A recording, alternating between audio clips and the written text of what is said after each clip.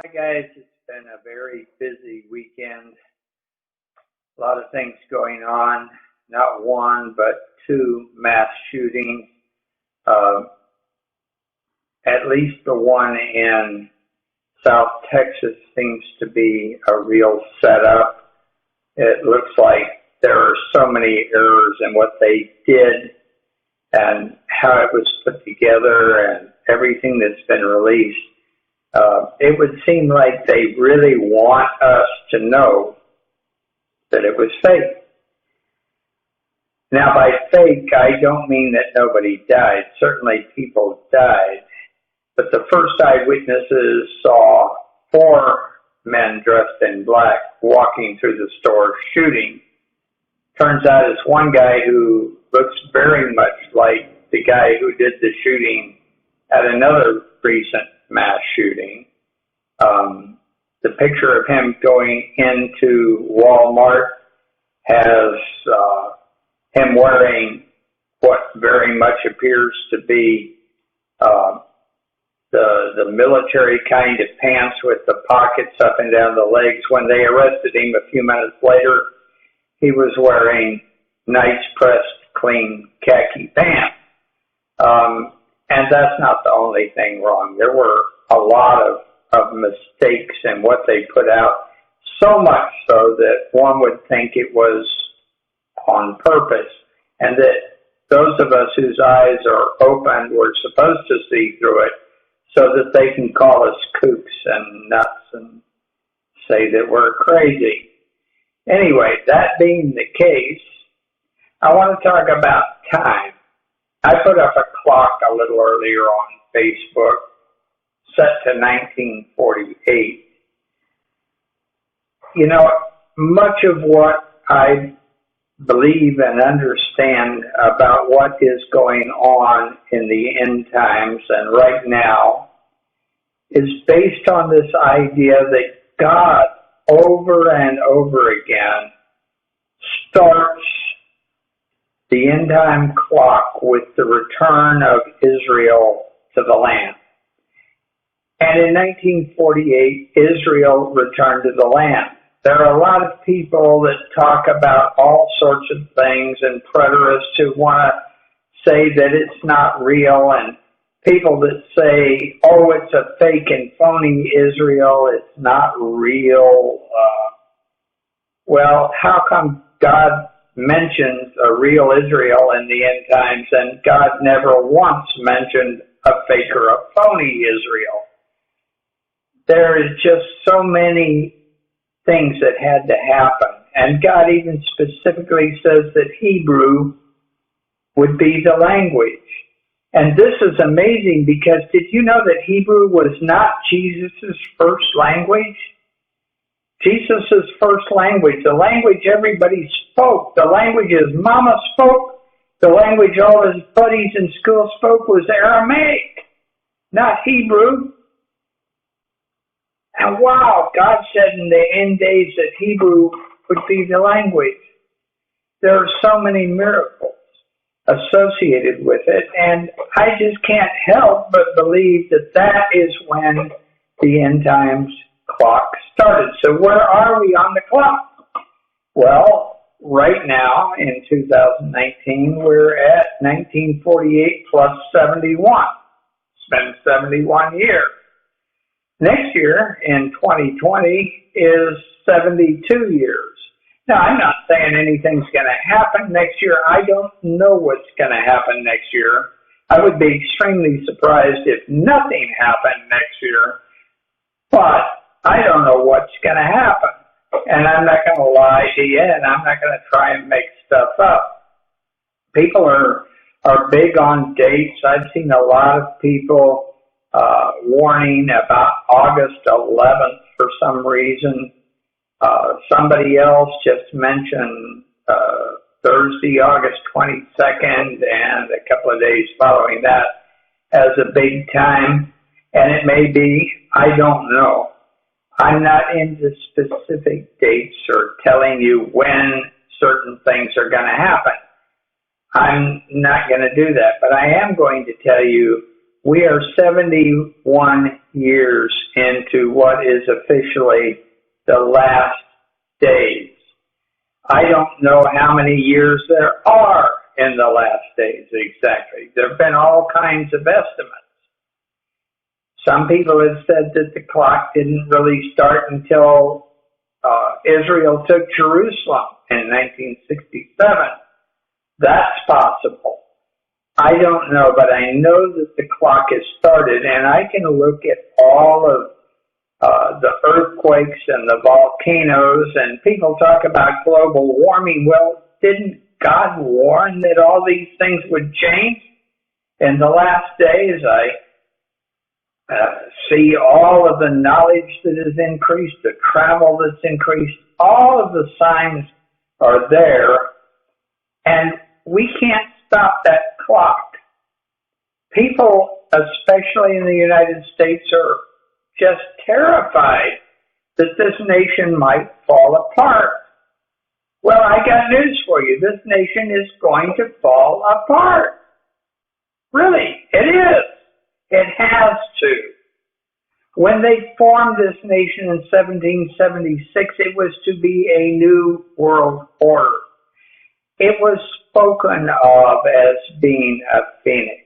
There was a plan in the works from before day one that there would come a day when this nation would end.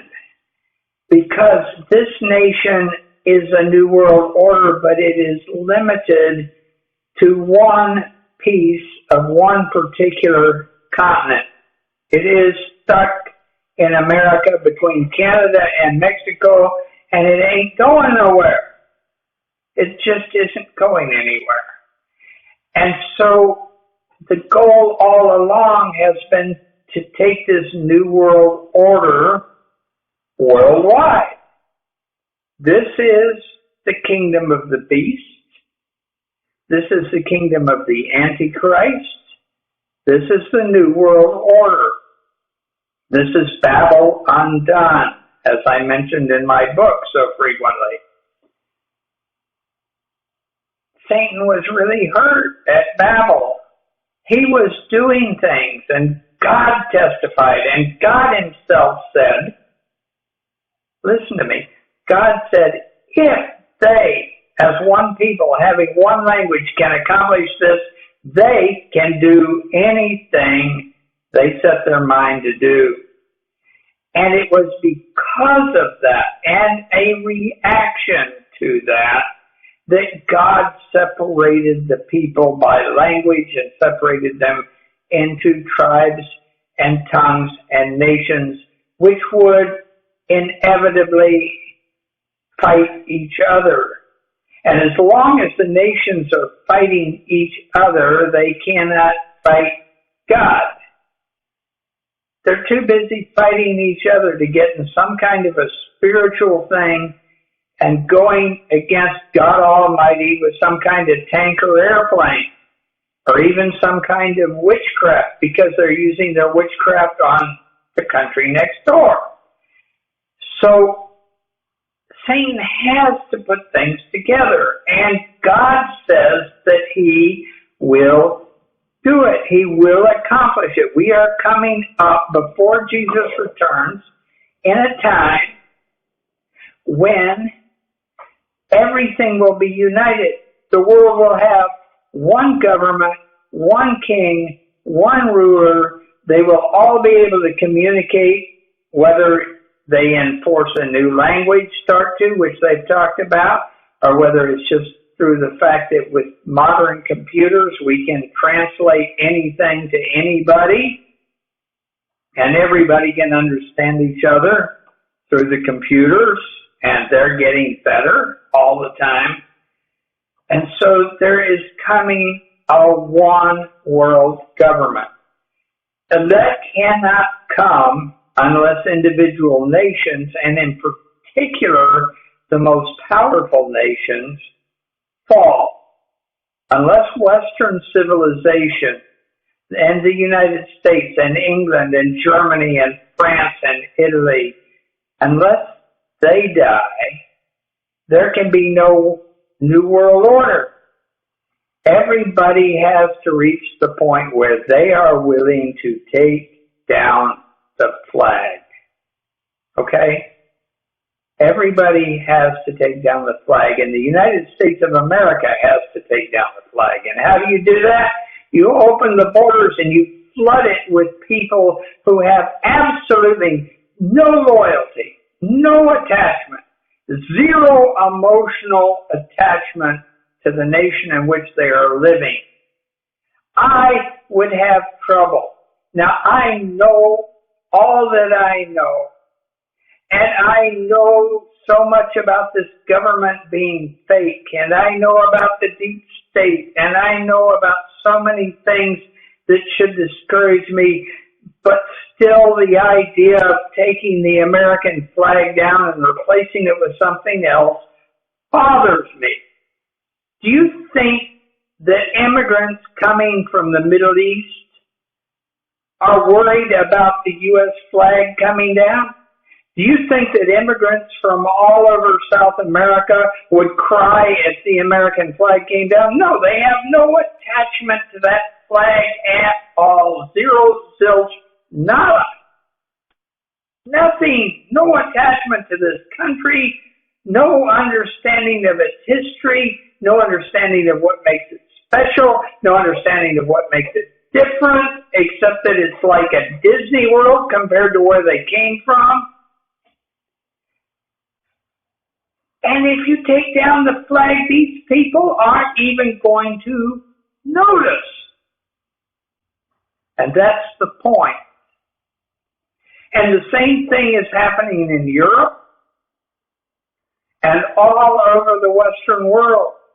This thing is happening where people are getting so, and nations, I didn't mean to say people, where nations are getting so full of people from everywhere, people who have no connection whatsoever, no family history, nothing in the nation in which they live. And this is absolutely on purpose. And what is happening is that they, bless their little hearts, the elite are getting ready to take down the flag. And they don't want a lot of people fussing about it. And they want to teach all the young college students that it doesn't matter and that there's nothing special about it. And that's what they're doing. So we are going to come to an end as a nation. But what I want to tell you is that this nation is Babylon. This is the world. This is the devil's system. For all you might love it, this nation is at war with the God of heaven, and they are at war with the kingdom of God, and everything they do fights God. There's the other side. And if you are a born-again believer in Jesus Christ, you are on the other side. And the stronger this nation is, the more able they are to fight you and to kill you and to destroy your family and to destroy the Church of Jesus Christ. You may not want to believe that, but it's true. Yeah, it's true. And so your future does not depend on this nation. Your future as a Christian does not depend on your job, your house, or any of the stuff you own. Your future depends on Jesus Christ, the Son of the living God. And your home is not here. If you got your feet planted in this country, your feet are planted in Babylon.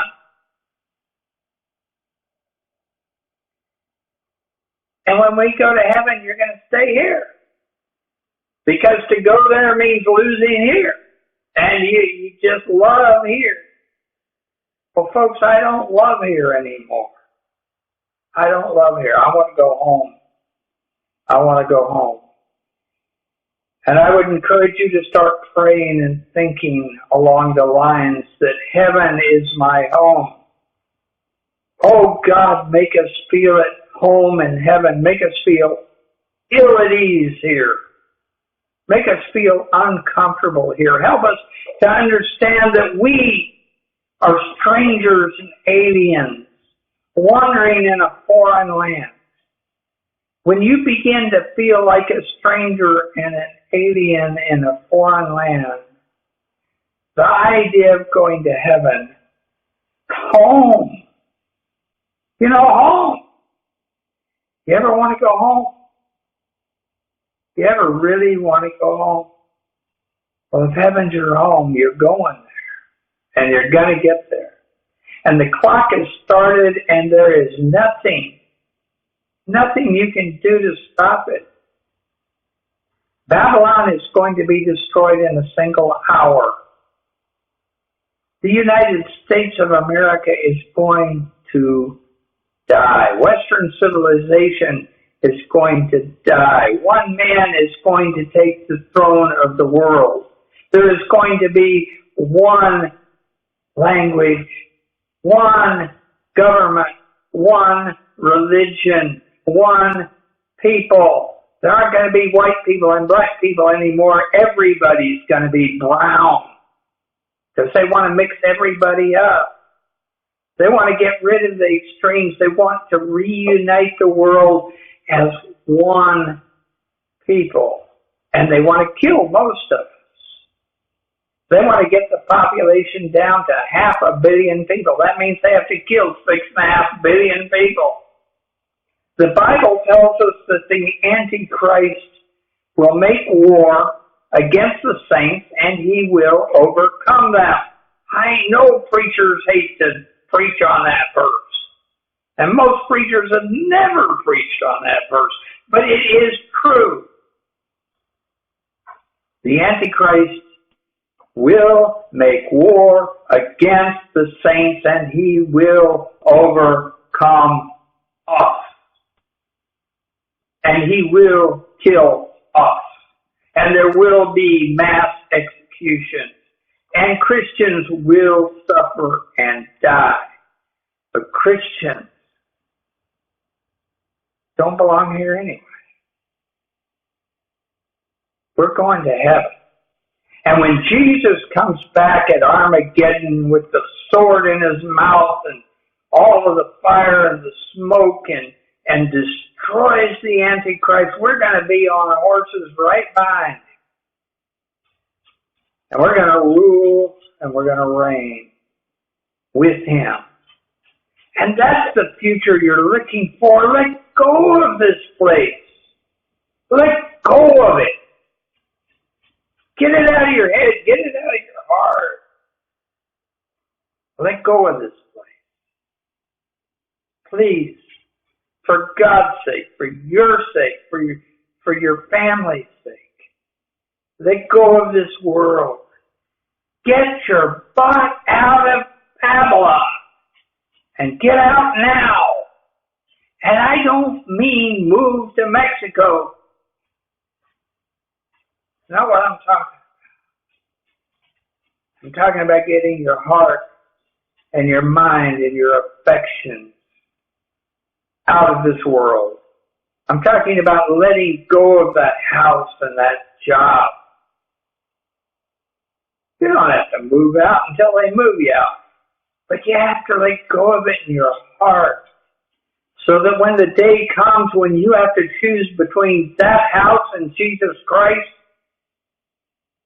it's a no-brainer. And you just go with Jesus. Listen, folks, hard times are coming. Persecution is coming. Many of us are going to die. And many of us are going to die very unpleasant deaths in very unpleasant places. And that is the truth. Nobody wants to tell you the truth, but that is the truth. And there is an amazing passage in 2 Thessalonians, the 2nd chapter. And Paul talks about the coming of the man of sin. And he talks about all of the satanic miracles. And I believe we're going to see, spaceships and aliens. We're going to see resurrections from the dead. We're going to see things you have never seen. And I believe that the anti-Messiah is going to look like an absolute hero. And I believe that pastors of mega churches and televangelists everywhere are going to be all over TV and all over the internet telling you that you need to follow the man and how wonderful he is. And Paul in 2 Thessalonians says that the only people that aren't going to believe that are those who have received a love of the truth. That is more than salvation, folks. That's more than walking an aisle, shaking a preacher's hand, saying a little prayer, and getting dunked in the pool. It's a whole lot more than that. It is something inside of you that says, if it's true, I want to believe it. If it's a lie, I don't want to believe it. And no matter how hard it is, no matter how ugly it is, no matter how much it contradicts my preacher, my teacher, if it's true, God, show it to me. Teach it to me. And help me to accept it.